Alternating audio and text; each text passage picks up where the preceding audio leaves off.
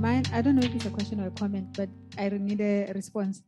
I know two entrepreneurs that studied AI, went ahead, started businesses, and they now have a Netherlands citizenship, being the top two performers in the world of changing the future of AI and changing the landscape of the Netherlands digital economy. These are young women in their 25th. They could not find any funding in South Africa.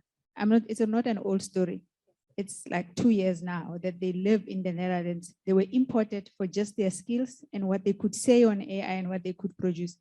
They ran around South Africa for 6 years with no funding.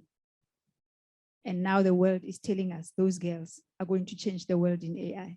Now, there's something missing about South Africa, because I'm listening to your presentation and I ask myself, they even talked to the president. They ran around him on the promenade. So there isn't anything they didn't do. So there's something in our ecosystem of funding new ideas. 100% agree and 100% on your point. And more than happy that we could take it offline and see how we could actually change that, because it's a very personal passion point of mine. Yeah, sure. I mean, I think there's all sorts of issues about where countries are investing in keeping talent here. And that is one of the big challenges, which I think Deshni has covered very well. I wanted to come back to the point, because this panel is, focused on governance and compliance and ethics, and this question of the extent to which the law can keep up with the changes in artificial intelligence. And I agree with you that having kind of ethical principles is one way of going about it.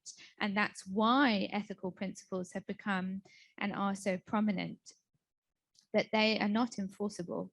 They are soft law. They are largely self-regulatory. So it's up to a company's own kind of integrity as to how far they comply with them. And we see an example with the Protection of Personal Information Act. So data protection laws are seen as one of the key legislative instruments for mitigating some of the risks to the right to privacy associated with artificial intelligence.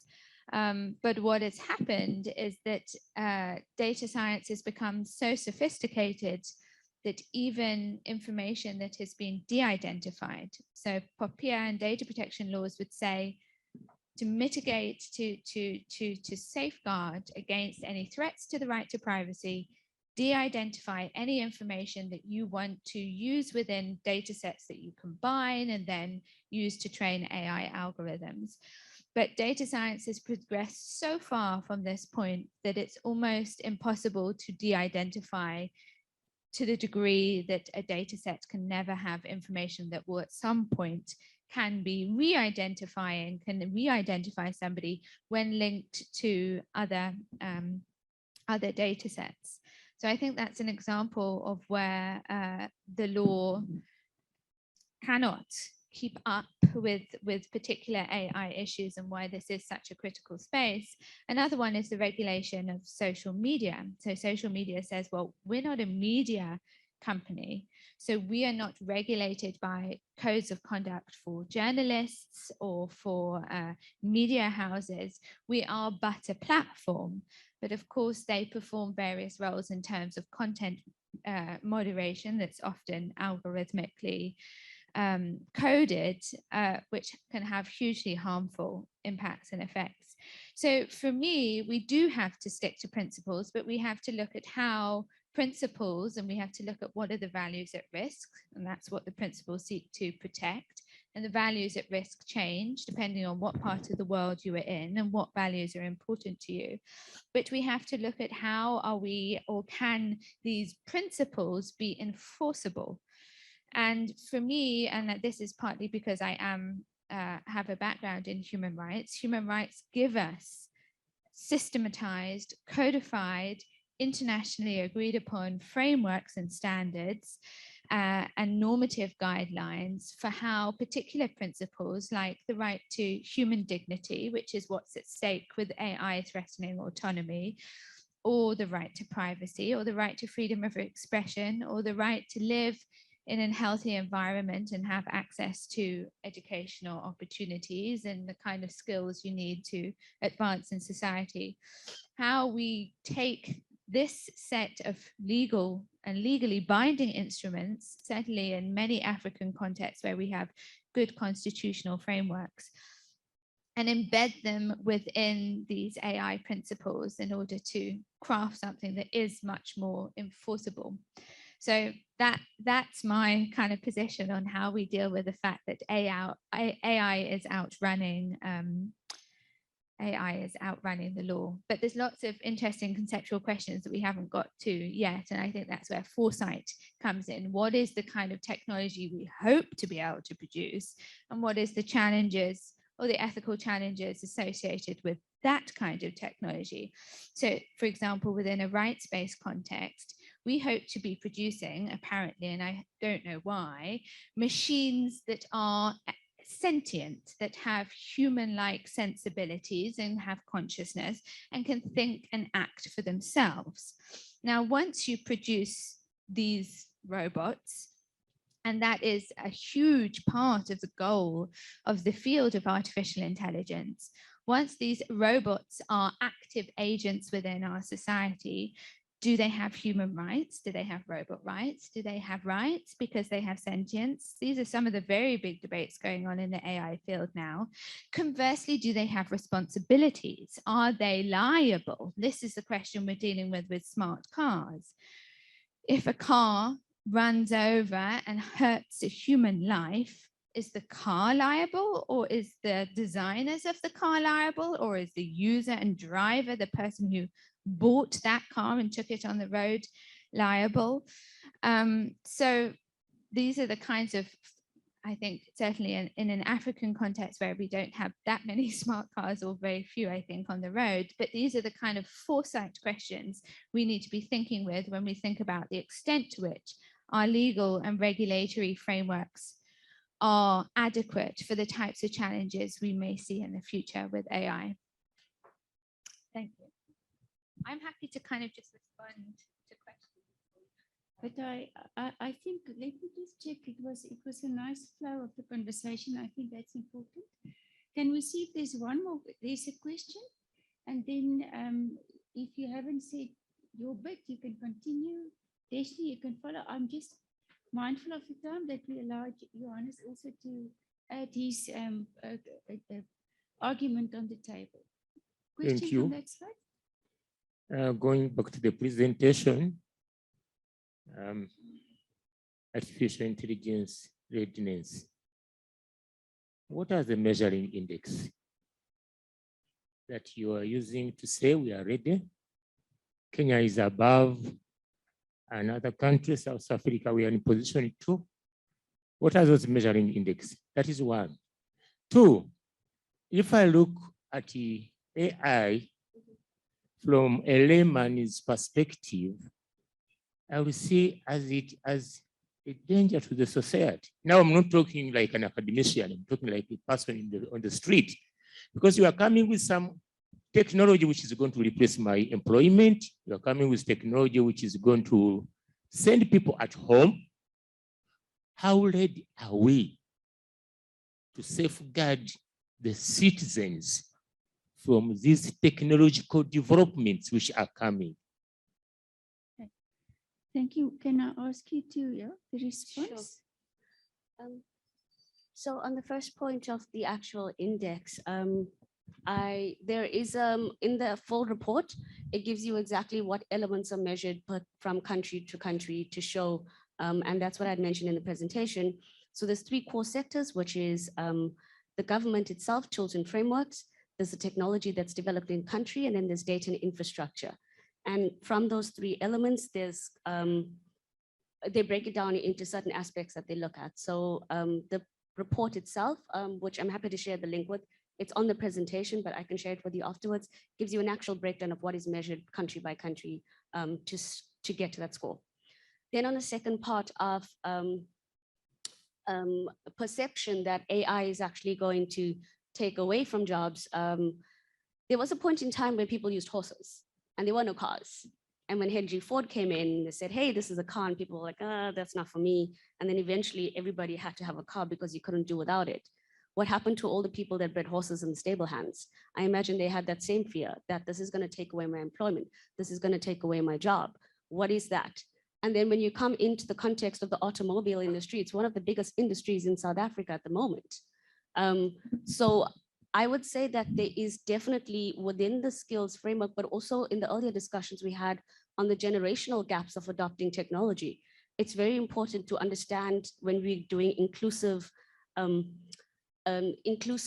discussions around the digital skills framework and skilling. And skilling is not just for youth. Skilling is for everybody, because when you adopt AI in public services, everybody uses public services, whether it's from the SASSA grant to getting a passport or whatever. And I think there has to be a very specific and targeted way in which we approach certain sectors and certain individuals to be able to make them understand what technology is and how it's going to benefit them. Because of course there's fear. I mean, humans by nature, we fear what we do not know.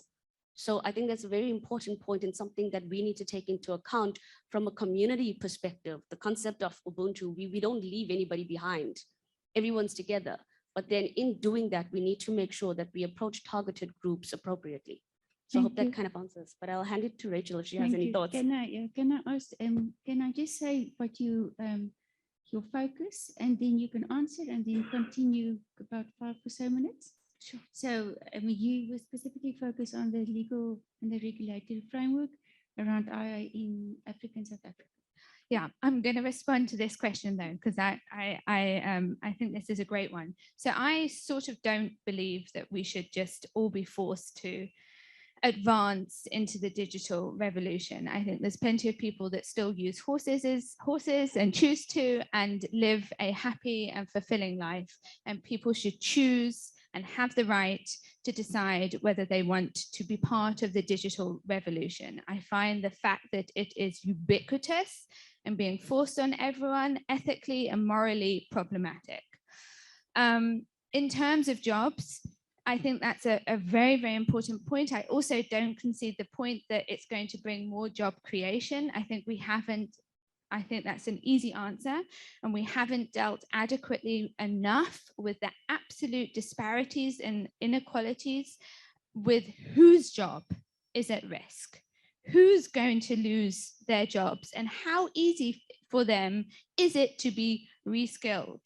So, for example, automation is going to, in the first effect, take over people's jobs who are in low-skilled, repetitive labor and work, which is a large part of the African workforce.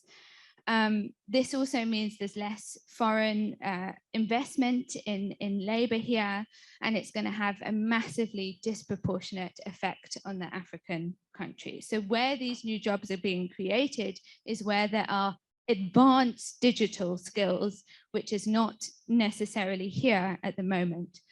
Then we have these ideas of, okay, we're going to just upskill people. It's fine. We're going to upskill people so that they can participate in the digital revolution. But this assumes a number of things that don't take into account different contextual factors. One, who wants to be reskilled? Who wants to learn how to participate in this digital revolution? I've been working with policymakers in Kenya who are very aware that the elderly generation does not want to be using their phones to access public services, for example. But also, we need to think about the gendered impact of this. So women who are in low-skilled work that is replaced by automation are not necessarily going to have the time when they're looking after children or having domestic responsibilities to be reskilled. We're also seeing a growing digital gendered divide on the continent, which means that more women are having access to more men are having access to digital technologies and the internet, and increasingly less women. So as soon as we think of cell phones as an opportunity, or smartphones as an opportunity to access entrepreneurial activities, to socialize and connect with people, and as a leverage point for social mobility, smartphones are being less available to women by men who are perhaps taking them away, or whatever it might be. There's a complicated context here that we need to take into account. I think, to your point too, artificial intelligence is an elitist technology. Very few of us quite understand exactly what's involved in it, me being one of those people. But also, to create artificial intelligence requires huge amounts of resources that are largely only available in Silicon Valley or places in the West or in China, where they have access to the kinds of huge amounts of data, advanced cloud computing, advanced computer power, the internet network needed, the electricity needed, the power needed to produce artificial intelligence is off the scale. So environmentally, to produce AI costs far more in terms of, has a higher carbon footprint than flying around the world however many times, or producing cars and the whole life cycle of a car. So the environmental impact of it is huge, which tells you that the cost of producing these systems is huge, let alone the people skills that are involved in creating these systems. So who is AI available to, and how do we ensure that all these kinds of access and infrastructural issues become part of the conversation around ethics, where at the moment it's dominated by the global north, who are saying ethics is just the invasion on the rights to privacy or the impacts on democratic values. But in different and less resource contexts, it involves far more, a far bigger array of things. So yeah, I will leave it there, but happy to take any further questions.